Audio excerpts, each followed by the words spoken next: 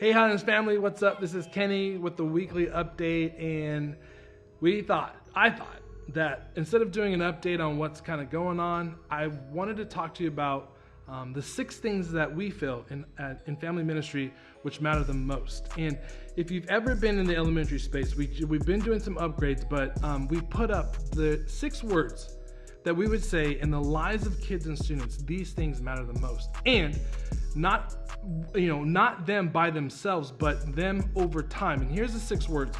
It's love, it's fun, it's tribes, it's words, it's stories, and it's time. So love over time, fun over time, tribes over time, words over time, stories over time, and time over time. That's what matters most to our kids and our students in family ministry. And I would say we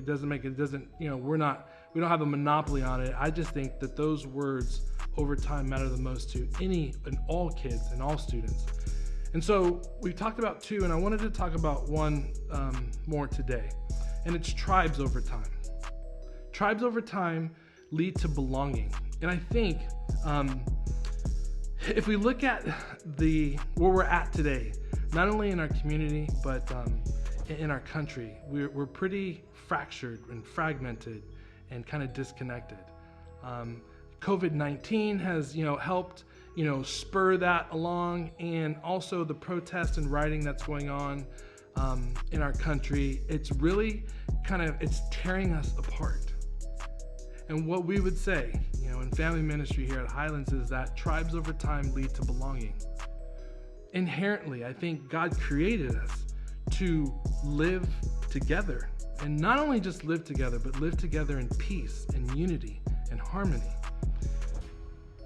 And that's why it's so important. And that's why if we really think, we deeply crave to be a part of each other's lives and our community and our friends and our church.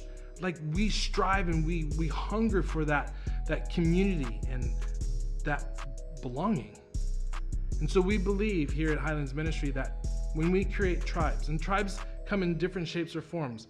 When we are here on Sunday mornings, we do small groups, not only for kids and for students, but like even adults, I'm going to be one that, would champion and push that. I believe that we live and die in small groups. I love it. I love our Sunday morning experiences, but I believe that we grow deeper when we find a small group of people to do life with. That's a tribe.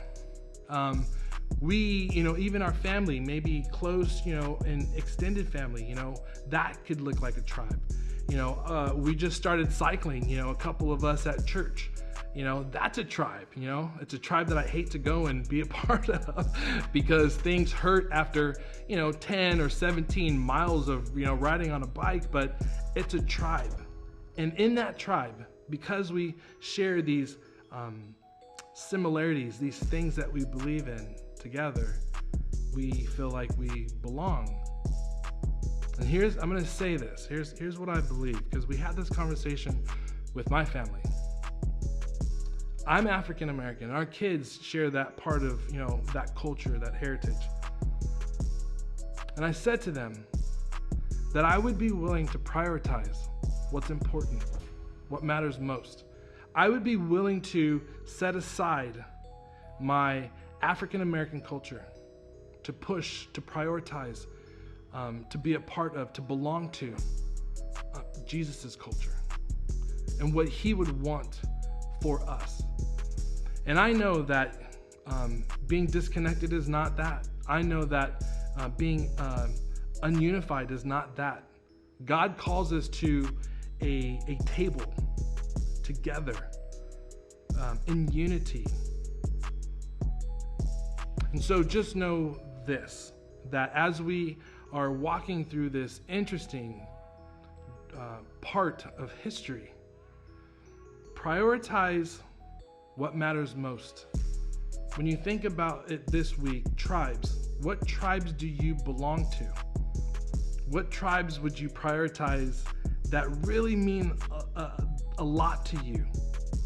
And my hope is that when you identify those tribes, small groups or organizations and groups of friends, when you prioritize them, my hope is that not only will tribes, as you do them and be a part of them over time, that they'll create that sense of belonging, but they'll have Jesus at the center. Thanks for listening. Hope you guys have a great week.